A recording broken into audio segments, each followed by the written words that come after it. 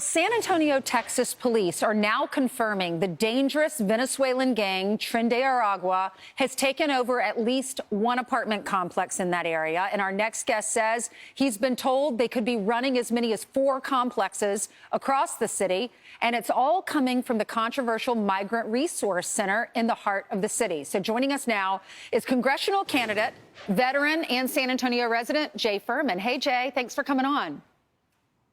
Hey, good morning, Ainsley. Good morning. Thanks for having me on. Well, thank you for coming on. Tell me what's happening in San Antonio.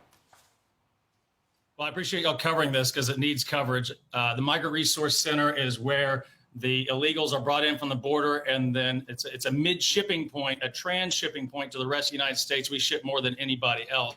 In fact, we increased our airport lines here recently, and we're adding an annex on, and that's not because of increased tourism, not at least American tourism.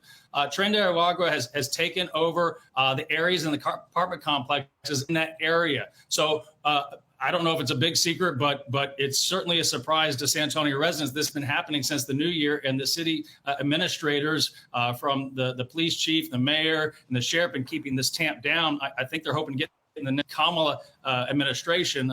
I hate to give them bad news, but we've got FEMA money.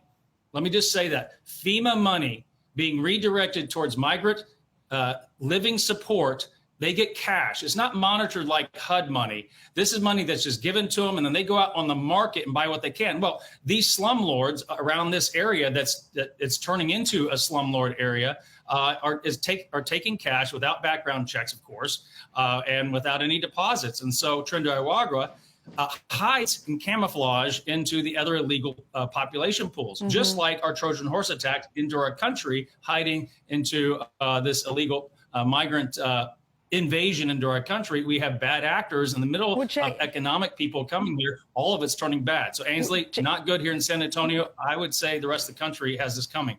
Well, I mean, we saw it in Aurora. We've seen it in other places, too. I know in Dallas, a neighborhood was gang members went into a neighborhood and you know, were stealing things in the neighborhood, a nice neighborhood in Dallas. And now we're seeing this in San Antonio.